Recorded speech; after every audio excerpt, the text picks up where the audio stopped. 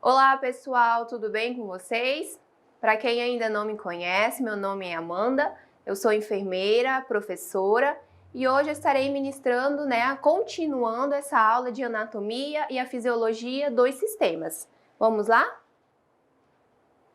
Bom, nós vamos iniciar agora com o sistema respiratório. O sistema respiratório, ele é o conjunto dos órgãos responsáveis pela absorção do oxigênio do ar pelo organismo e da eliminação do gás carbônico que é retirado dessas células. Ele é formado pelas vias respiratórias e pelos pulmões, ok? Os órgãos que compõem as vias respiratórias são as cavidades nasais, a faringe, a laringe, a traqueia e os brônquios. Olhem só aí na imagem. Para ver aí, pessoal, a cavidade nasal, laringe, ó. Primeiramente aqui a faringe, a laringe, tá bom? E quais são as funções desse sistema respiratório? Bom, cada um dos órgãos do sistema, ele ajuda a manter o equilíbrio ali desse organismo, ok? Temos primeiramente a troca gasosa. O que é essa troca gasosa, professora? Quando inspiramos o ar atmosférico, que contém oxigênio, esse ar aqui do meio externo, e outros elementos químicos, ele passa pelas vias respiratórias e chega até os nossos pulmões, ok? Pessoal, é nos pulmões que acontece a troca do dióxido de carbono pelo oxigênio, tá bom?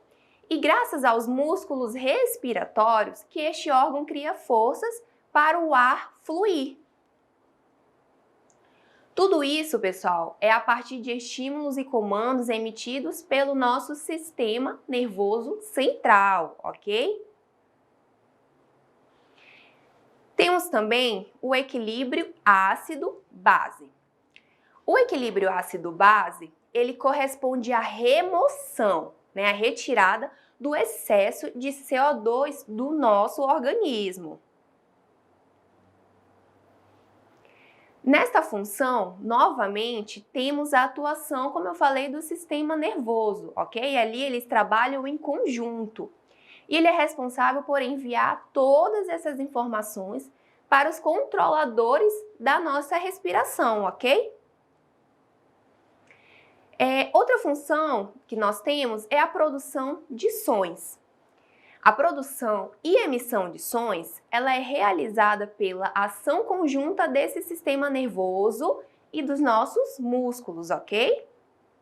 Que trabalham na respiração. Então, são eles que permitem um fluxo do ar das nossas cordas vocais e da boca. Agora eu vou falar para vocês a anatomia e a fisiologia dos nossos pulmões, tá bom? Bem específico. Bom, pessoal, o sistema respiratório, ele é composto por 2 pulmões. Estão vendo aqui na imagem? Nós temos o pulmão direito e o pulmão esquerdo. E eles são órgãos esponjosos que estão situados dentro da nossa caixa torácica, tá bom? Cada pulmão, ele é envolvido por uma membrana, tá bom, pessoal? Uma membrana dupla que nós chamamos de pleura, ok? Internamente, dentro, desses pulmões, cada pulmão apresenta cerca de 200 milhões de estruturas muito pequenininhas, pessoal, em forma de cacho de uva. Tá vendo aqui na imagem? E que elas se enchem de ar. E nós chamamos isso de alvéolos pulmonares, ok? São esses cachinhos aqui. São os alvéolos. Bom, cada alvéolo recebe ramificações de um bronquíolo.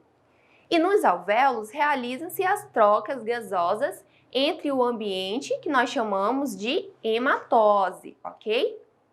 E tudo isso acontece graças às membranas que são bem fininhas, que revestem e abrigam inúmeros vasos sanguíneos que também são bem finos, que são chamados de capilares. Olhem só, essas ramificações, tá bom, pessoal? Isso aqui nós chamamos de capilares, essas ramificações. Aqui eu coloquei um esquema bem básico, tá bom, pessoal? Tá bem simples aí, bem detalhado para vocês, ok? Olhem só, sistema respiratório. Temos aqui os órgãos. Temos as cavidades nasais, que são os primeiros filtros do ar, né? Quando estamos respirando aqui, passam pelas nossas cavidades nasais. Esse ar passa das cavidades nasais para a faringe, que a faringe é o caminho de passagem do ar. Da faringe, vai para a laringe, que é o órgão principal da fala, onde estão as nossas cordas vocais, ok? Da laringe, passa para a traqueia, que é um tubo onde o ar é aquecido, umidificado e filtrado, ok? Da traqueia, esse ar vai para os brônquios, que é onde representa as ramificações da nossa traqueia, ok? Dos brônquios, esse ar vai para os pulmões, onde são responsáveis pela troca de oxigênio em gás carbônico. Ok, pessoal? E então, agora nós vamos começar o nosso sistema digestório. Vamos lá? Pessoal, o sistema digestório, ele é o sistema do nosso corpo, né, do corpo humano, que é responsável por garantir o processamento dos alimentos que nós ingerimos, promovendo a absorção, lembrem bem disso, anotem, a absorção dos nutrientes nele contidos e a eliminação, a absorção e a eliminação do material que não será mais utilizado pelo nosso corpo. Os órgãos que compõem o sistema digestório são a boca, a faringe, o esôfago, o estômago, o intestino grosso, o intestino delgado e o ânus, tá bom? E também nós temos as glândulas acessórias, ok, pessoal? Que também fazem parte desse sistema. Quais são essas glândulas? Nós temos as glândulas salivares, temos o pâncreas e temos também o fígado. Esses três, ok? Órgãos do sistema digestório. Os órgãos do sistema digestório, eles são responsáveis por garantir, como eu falei, a ingestão do alimento, ok? Ele também faz a sua digestão, a sua absorção dos nutrientes e a eliminação do que não é necessário para o nosso corpo. Então, nós vamos começar ali pela boca. Deixa eu colocar aqui bem em cima. A nossa boca. A boca, pessoal, é o local onde vai começar essa digestão, ok? A digestão dos alimentos. Então, nossos dentes, eles promovem a digestão mecânica, garantindo que o alimento ele seja rasgado, amassado e triturado. Além da atuação dos dentes, o alimento na boca, ele sofre a ação da saliva, ok? A qual é secretada pelas nossas glândulas salivares. A saliva contém uma enzima. Essa enzima nós chamamos de amilase, tá bom, pessoal? Ela também é conhecida por pitialina. E ele promove o início da digestão dos carboidratos, ok? Aqui na nossa boca. A língua, ó, não devemos esquecer da língua, ela não está aqui por um acaso, só de enfeite, ela também tem a sua função. E a língua também é importante nessa etapa, garantindo que o alimento se misture juntamente com a nossa saliva e vai formar o que nós chamamos de bolo alimentar. Bom, é a língua também que ajuda na deglutição do bolo alimentar empurrando em direção à faringe, ok? Então, agora vamos falar sobre a faringe. Esse órgão é comum ao sistema digestório e respiratório, tá vendo? Faz parte dos dois. Abrindo-se em direção à traqueia, pessoal, e ao esôfago. O bolo alimentar, que já foi formado aqui na nossa boca, né, pela saliva, o bolo alimentar ele vai seguir da faringe para o esôfago. Olhem só aqui na imagem, esse tubinho aqui chamamos de esôfago. Ele é o órgão tubular e musculoso que conecta a faringe com o nosso estômago, ok? O bolo alimentar, ele atinge o estômago graças às contrações do músculo liso, pessoal, que forma o esôfago. Essas contrações nós chamamos de contrações peristálticas, tá bom? Então, agora falando sobre o estômago. Olha só onde está o estômago aqui. Deixa eu voltar aqui, pessoal. Aqui, pronto. O estômago. Pessoal, o estômago, ele é o órgão dilatado, ok? Ele dilata do sistema digestório e ele está localizado logo abaixo do nosso diafragma, ok? Nesse órgão, o bolo alimentar, ele sofre a ação do suco digestivo, que é também chamado de suco gástrico. Que é a ele misturado graças à atividade muscular do órgão. Então, nesse momento, o bolo alimentar, ele passa a ser chamado de quimo, ok? Não vamos mais chamar ele de bolo alimentar, porque ele já está aqui no nosso estômago. Bolo alimentar nós chamamos quando ele está formando aqui na nossa boca. A partir do momento que desceu, veio para o estômago, nós chamamos de quimo, ok? Temos o intestino delgado. Ele trata-se da porção mais longa do nosso sistema digestório, pessoal. Ele apresenta cerca de 6 metros ali de comprimento, ok? O intestino delgado, ele possui 3 segmentos, né? O primeiro nós temos o duodeno, o segundo nós chamamos de jejunum e o terceiro nós chamamos de íleo, tá bom? Nessa porção do sistema digestório é onde a digestão ela é finalizada, ok, pessoal? E a absorção dos nutrientes. O órgão ele é responsável pela maior parte do processo de digestão. E agora nós temos o intestino grosso. Pessoal, o intestino grosso é esse aqui, ó, o mais externo. Estão vendo só?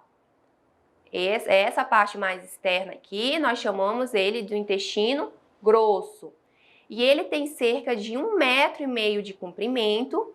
Esse órgão ele é responsável, já olha só, pela absorção de água e formação da massa fecal. Além disso, ele também é dividido em 3 segmentos. Seco, temos o colo e também temos o reto. Bom, pessoal, agora falando sobre as glândulas acessórias do sistema digestório, vamos lá? As glândulas acessórias do sistema digestório, elas liberam secreções que participam do processo de digestão, ok? E quem são essas glândulas?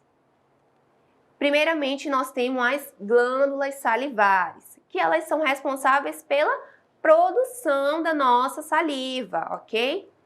Ela é uma substância muito rica em água, mas que também apresenta outros componentes, como as enzimas e as glicoproteínas. A saliva, ela também ajuda ali a lubrificar aquele bolo alimentar, né, onde está formando aqui na nossa boca, e também ela possui uma ação antibacteriana. Outra glândula, né, que também faz parte, nós chamamos de pâncreas. O pâncreas, ele é uma glândula mista, ou seja, possui funções tanto endócrinas como funções exócrinas, ok, pessoal? A sua porção exócrina, ela é responsável pela produção do suco pancreático, ok? E apresenta uma série de enzimas que atuam ali na digestão do alimento. Outra glândula que também faz parte é o nosso fígado. Pessoal, o fígado, ele é o segundo maior órgão do nosso corpo. Lembra quem é o primeiro que eu falei na aula anterior? É a nossa pele, ok? A pele é o maior órgão do nosso corpo e em segundo nós temos o nosso fígado, tá bom? E ele atua em diversas funções no nosso organismo. Porém, na digestão, seu papel é garantir a produção da bile. Então, essa bile ela é produzida no nosso fígado, ok? A bile ela é uma substância que ela fica armazenada na vesícula biliar, ok? Ela é produzida no fígado e armazenada na vesícula biliar. E posteriormente, ela é lançada no nosso duodeno. Então, o que é a bile? A bile, pessoal, ela atua na emulsificação de gorduras, funcionando como uma espécie de detergente. Como assim? Olha só, ela facilita a ação das enzimas responsáveis pela quebra de gordura. Estão vendo só? Ó, fígado. Temos aqui o nosso estômago, olha só a vesícula biliar, onde fica armazenada essa bile. A bile ela é um líquido amarelo esverdeado, espesso e pegajoso, ok? Ela é composta por sais biliares, eletrólitos, que são partículas carregadas e dissolvidas, como o sódio e o bicarbonato. Temos também pigmentos biliares, colesterol e outras gorduras, como os lipídios. Então, a bile ela tem duas funções. Quais são? Auxiliar na digestão e, olha só, eliminar certos produtos residuais. Por isso que falou, né, no slide ali anteriormente, que funcionam como uma espécie de detergente, porque ela acaba eliminando esses produtos, ok, pessoal? Principalmente hemoglobina e colesterol em excesso. Então, ela ajuda a eliminar tudo isso do nosso corpo. E nós vamos iniciar agora o nosso sistema urinário. Bom, pessoal, o sistema urinário, ou também chamado de aparelho urinário, ele é responsável por produzir, armazenar temporariamente, ok? E eliminar a urina. É um composto que garante a eliminação de substâncias que estão em excesso, pessoal, tá bom? No nosso organismo e resíduos oriundos do metabolismo, ok? E quais são esses órgãos que fazem parte do sistema urinário? Nós temos 2 rins, rim direito, rim esquerdo, temos 2 ureteres ou uréter e temos a bexiga urinária, ok? E por último temos a uretra. Então, pessoal, eles atuam de maneira conjunta, garantindo a filtração do sangue e a produção da urina e a sua eliminação. Então, nós temos ali os rins. Os rins, eles são encontrados em número de 2, o rim direito e o rim esquerdo, ok? Sendo eles os órgãos responsáveis pela produção dessa urina, ok, pessoal? Anotem bem isso aí. Eles estão localizados junto à parede posterior do nosso abdômen, ok? E abaixo do nosso diafragma. Quando nós observamos internamente, nós vemos que os rins possuem 2 regiões bem distintas. Quais são? Nós temos o córtex e uma medula. Estão vendo só ali na imagem? nós temos o córtex renal, que é a parte mais externa. Só um minutinho, pessoal, deixa eu voltar aqui. Olha só. Temos o córtex renal, que é essa parte aqui mais externa, e nós temos a medula renal, que tá mais aqui laranjadinho, tá vendo? Parte aqui mais interna. Enquanto, olha só, a medula está localizada mais internamente e ela é visualizada como uma região ali, ó, mais escura. Agora nós temos os dois ali ureteres, ok? Os ureteres, pessoal, eles são ductos que levam a urina do rim até ali a bexiga. E eles são encontrados em nosso corpo, dois ureteres, um em cada rim, tá bom? Em média, os ureteres apresentam de 25 a 30 centímetros de comprimento e de 4 a 5 milímetros de diâmetro. Temos a nossa bexiga urinária. A bexiga urinária, ela é um órgão muscular oco, tô vendo ali na imagem, que serve de reservatório para a urina e gradativamente distende-se conforme esse produto ali vai acumulando, ok? Vai acumulando ali dentro da bexiga essa urina. E por fim nós temos a uretra.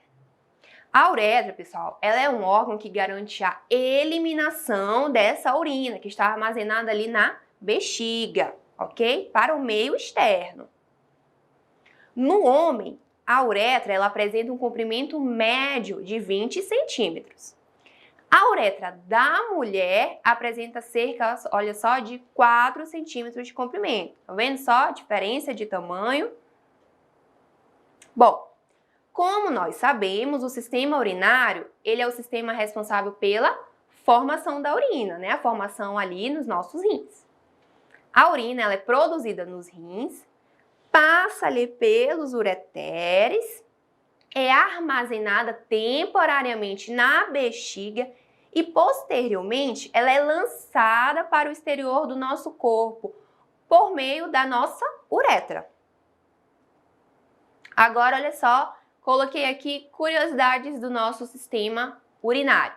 Primeiro, pessoal, cada rim possui aproximadamente 1 milhão de néfrons, ok? Os néfrons, eles que produzem a urina e os néfrons estão dentro do nosso rim, dentro dos rins.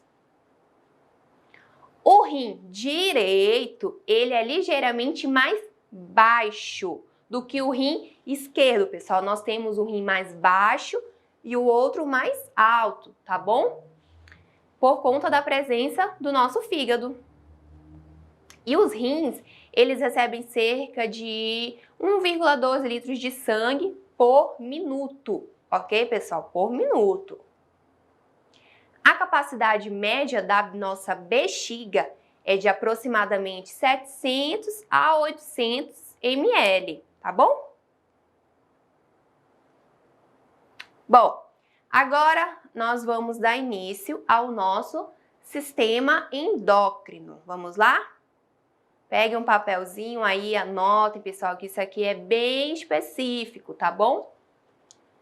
Então, o sistema endócrino, ele é o conjunto, pessoal, de glândulas, né? Essas glândulas, elas são responsáveis pela produção dos nossos hormônios, que são lançados no sangue e percorrem o corpo até chegar aos órgãos-alvo, sobre os quais esses hormônios vão atuar, tá bom? Juntamente com o sistema nervoso, o sistema endócrino, ele coordena todas as funções do nosso corpo, tá bom? Nós temos o hipotálamo. O hipotálamo, pessoal, é um grupo de células nervosas localizadas na base do nosso encéfalo, onde faz a integração entre esses dois sistemas, o sistema nervoso e o sistema endócrino. Bom, as glândulas endócrinas, elas estão localizadas em diferentes partes do nosso corpo, desde a nossa cabeça até aqui a parte do nosso quadril um pouco mais embaixo, tá bom? Olhem só, nós temos o hipotálamo, temos a hipófise, ok? A tireoide, o timo. Então, nós vamos falar sobre todas elas. Só um minutinho, deixa eu voltar aqui. As glândulas endócrinas estão localizadas em diferentes partes do nosso corpo. Quem são elas? Temos a hipófise, temos a tireoide e as paratireoides. Nós temos nosso timo, as glândulas suprarrenais, temos o pâncreas, olha aí ele novamente, e nós temos as glândulas sexuais. Bom, a hipófise, ela está localizada no centro da nossa cabeça, logo abaixo do nosso cérebro. E ela produz diversos hormônios, entre eles o famoso hormônio do crescimento. E ela é considerada a glândula mestre do nosso corpo. Por quê, pessoal? Porque é ela que estimula o funcionamento de todas as outras glândulas, como a tireoide e as glândulas sexuais, ok? A tireoide, ela está localizada onde? No nosso pescoço. Ela que produz a tiroxina, tá bom? Que é o hormônio que controla a velocidade do metabolismo celular, na manutenção do peso e do calor corporal, no crescimento e no ritmo cardíaco. O hipertireoidismo é um funcionamento exagerado da nossa tireoide. Ele acelera todo o metabolismo. O coração bate mais rápido, a temperatura do nosso corpo ela fica mais alta do que o normal. A pessoa ela emagrece muito, pessoal, ok? Quem tem o hipertireoidismo geralmente são pessoas bem magrinhas, ok? Por quê, pessoal? Porque a pessoa ela gasta mais energia. Tá bom? Temos as paratireoides. Pessoal, as paratireoides, elas são 4 pequenas glândulas, ok? Que estão localizadas atrás da nossa tireoide e que produzem o paratormônio, tá bom? Ele é o hormônio que regula a quantidade de cálcio e de fósforo no nosso sangue, tá bom, pessoal? Anotem bem isso aí, porque é bem importante. A diminuição desse hormônio reduz a quantidade de cálcio no sangue e faz com que os músculos se contraiam violentamente. Temos ali o timo.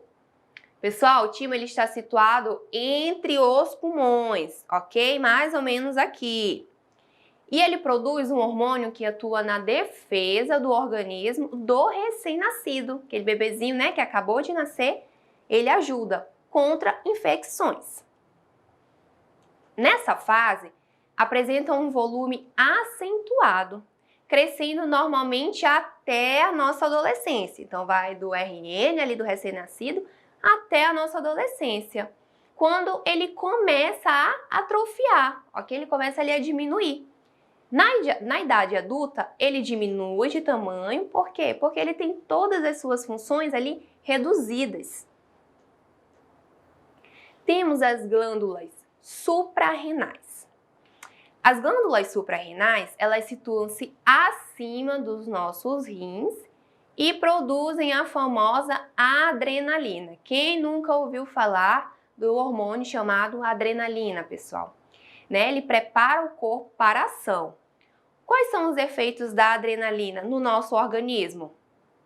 Taquicardia, primeiro, né? O coração dispara e impulsiona mais sangue para as pernas e para os nossos braços, aumentando a capacidade de correr ou de se exaltar em situações tensas.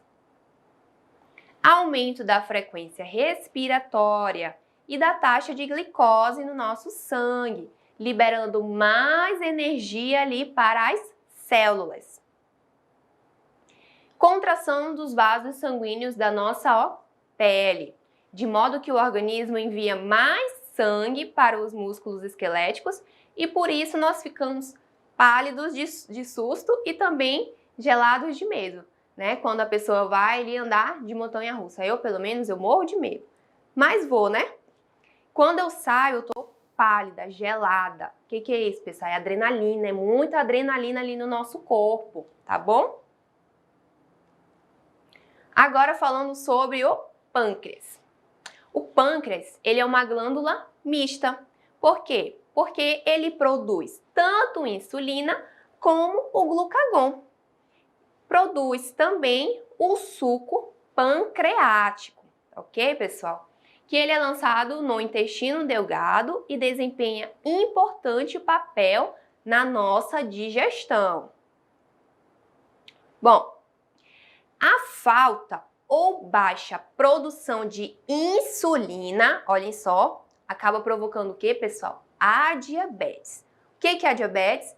É a doença caracterizada pelo excesso, olhem só, pelo excesso de glicose no nosso sangue. Como isso é chamado? De hiperglicemia. Ok, pessoal? Anotem isso aí no caderninho de vocês.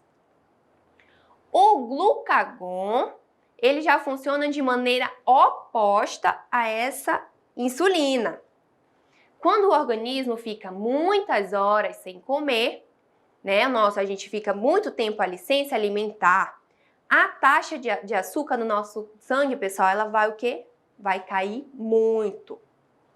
E a pessoa, ela pode ter uma hipoglicemia, ó, falta de açúcar no nosso sangue, hipoglicemia, que gera a sensação de fraqueza, tontura, né?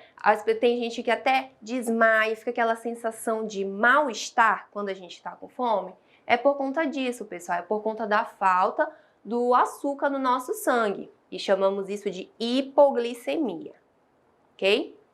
Nesse caso, o pâncreas ele vai produzir o quê? O glucagon, que vai agir no fígado, estimulando a quebra do glicogênio em moléculas de glicose. Por fim, a glicose ela vai ser enviada para o nosso sangue, normalizando essa hipoglicemia. Temos, por último, ali as glândulas sexuais. Bom, as glândulas sexuais, nós temos os ovários e também temos os testículos, que fazem parte do sistema reprodutor. Então, o ovário faz parte do sistema reprodutor feminino e o testículo faz parte do sistema reprodutor masculino, ok? Os ovários e os testículos, eles são estimulados por hormônios produzidos pela nossa hipófise. Estão vendo ali na imagem? Na nossa cabeça. Assim, enquanto os ovários produzem o estrogênio e a progesterona, os testículos eles vão produzir diversos hormônios. Entre eles está qual, pessoal? A famosa testosterona. Vocês já ouviram falar? Né? A testosterona ela é responsável pelo aparecimento das características sexuais secundárias masculinas, tá bom? Como barba, a voz mais grave, os ombros mais volumosos, ok, pessoal? Então, agora nós vamos dar início ao sistema reprodutor. Vamos lá? O sistema reprodutor, ele é responsável por proporcionar as condições adequadas para a nossa reprodução. O sistema reprodutor masculino, ele é responsável por garantir a produção do gameta masculino, que nós chamamos de espermatozoide, tá bom? E depositá-lo no interior do corpo da mulher. Bom, o sistema reprodutor feminino, por sua vez, atua produzindo o gameta feminino. Qual é esse gameta feminino, pessoal? Nós chamamos de ovócito secundário, tá bom? E também ele serve de local para a fecundação e o desenvolvimento do bebê. Bom, qual é a função do sistema reprodutor? Os sistemas reprodutores, tanto masculino quanto feminino, eles atuam juntos para garantir a multiplicação da nossa espécie. Tanto o sistema genital masculino quanto feminino, eles são responsáveis pela produção dos gametas. Ou seja, pela produção das células que se unirão, né, a união dessas células, na hora da fecundação e depois darão origem ao que nós chamamos de zigoto. Os gametas, eles são produzidos nas chamadas gônadas, né? As gônadas, quais são? Temos os testículos nas gônadas masculinas e nós temos os ovários nas gônadas femininas. Os testículos, eles produzem os espermatozoides, enquanto os ovários, eles vão produzir os ovócitos secundários, né? Que nós chamamos popularmente de óvulos. Então, agora, falando aí um pouco sobre o sistema reprodutor masculino. Pessoal, o sistema reprodutor masculino, ele garante como eu já falei, a produção dos espermatozoides e a transferência desse gameta para o corpo da fêmea, para o corpo da mulher. Ele é formado por órgãos externos e também os órgãos internos.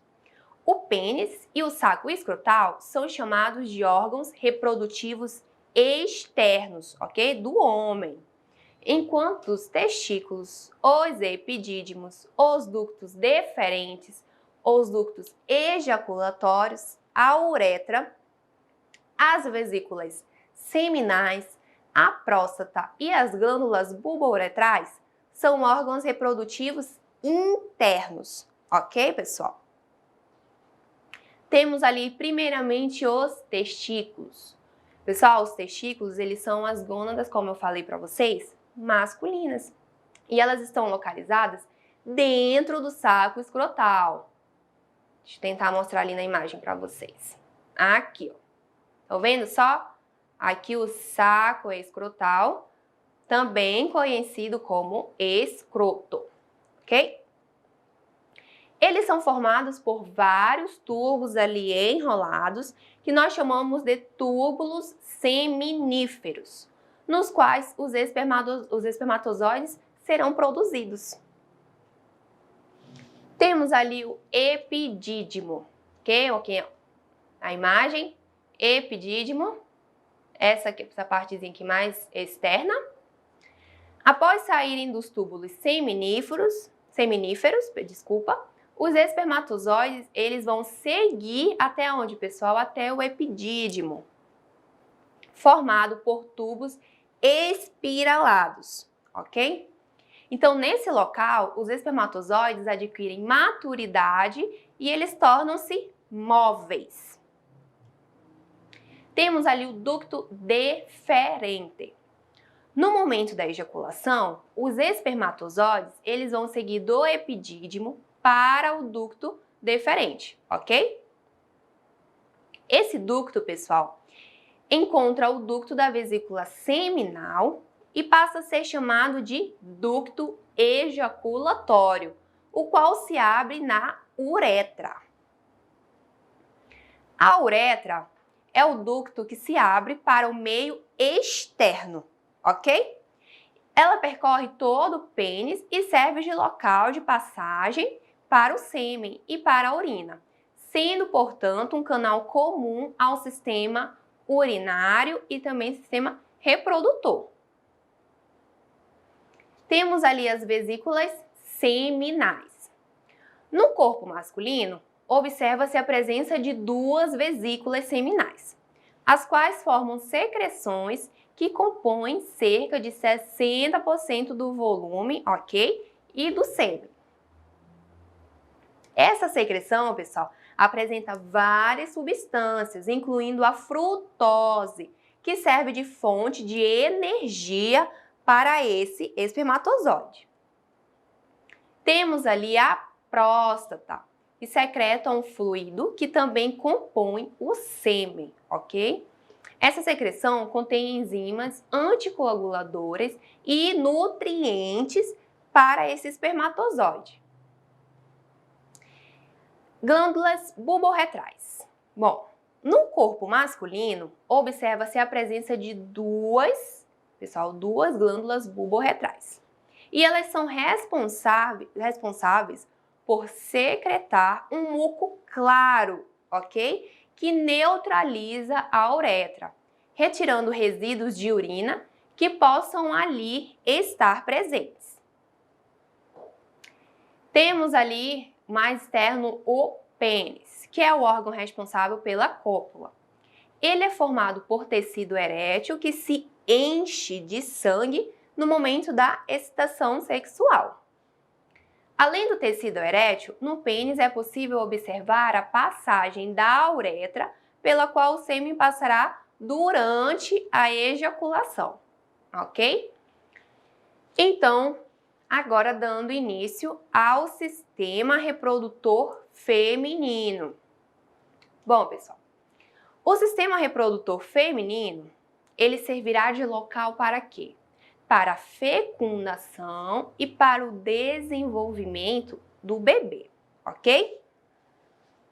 Além de ser responsável pela produção dos gametas femininos e os hormônios. Assim como no masculino, o sistema reprodutor feminino apresenta também órgãos externos e os órgãos internos. Bom, os órgãos externos recebem a denominação geral ali de vulva e incluem os lábios maiores, lábios menores, clitóris e as aberturas da uretra e a vagina, ok? Vou voltar aqui para vocês darem uma olhadinha. Olha só, uretra, aqui os pequenos lábios, temos os grandes lábios, ok? E aqui a vagina, ok, pessoal?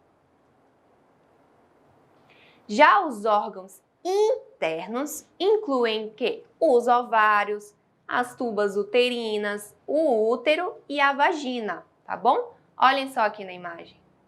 A tuba uterina, lado direito, lado esquerdo, os ovários, ok? Aqui o útero, olhem só aqui a vagina. Bom, os ovários. No corpo feminino, observa-se a presença de 2 ovários, ok? Os quais eles são responsáveis por produzir os gametas femininos. Nesses órgãos, são produzidos também os hormônios estrógeno e o hormônio progesterona, relacionados com o que, pessoal? Com a manutenção do ciclo menstrual da mulher, ok? Sendo o estrogênio relacionado também com o desenvolvimento de caracteres sexuais secundários. As tubas uterinas, ali as 2 tubas. No corpo da mulher, observa-se a presença de 2 tubas uterinas, as quais apresentam uma extremidade que vai atravessar ali, ó, a parede, aqui, ó, do útero, e outra que se abre próxima do ovário e tem prolongamentos que são denominados de fímbrias, ok? Olha aqui, ó, onde está localizada.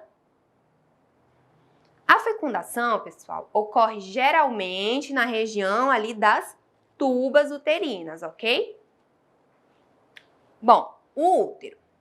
O útero, ele é um órgão muscular em forma de pera, tá bom? No qual se desenvolve o bebê durante a gravidez.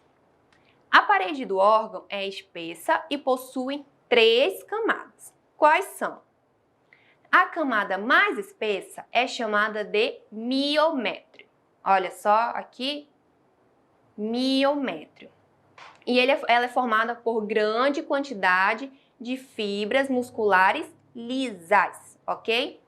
A camada mais interna do útero nós chamamos de endométrio e destaca-se por ser perdida durante a menstruação, ok, pessoal? Quando a mulher menstrua, esse endométrio ali ele vai descamar do útero e vai sair ali naquela menstruação, tá bom? O colo do útero, também chamado de cérvix, abre-se na vagina, ok? Essa parte aqui mais abaixo. E temos aqui, ó, o perimétrio. Tá vendo só? Bom, a vagina. Pessoal, a vagina ela é um canal elástico, ok? No qual o pênis é inserido durante a relação e o espermatozoide ele é depositado. Esse canal, ele também é por onde passa o bebê durante o parto normal. Temos ali a vulva, né? Toda ali, que é a genitália externa feminina. E fazem parte da vulva os lábios maiores, como eu mostrei para vocês em alguns slides anteriores. Tem uma imagem. Temos os lábios maiores, os lábios menores, a abertura vaginal, a abertura da uretra e o clitóris. Esse último, ele é formado por um tecido erétil e apresenta muitas terminações nervosas, ok? E é um local de grande sensibilidade. Bom, pessoal, por hoje foi isso. Espero que vocês tenham gostado da aula, tá bom? Beijão e até a próxima!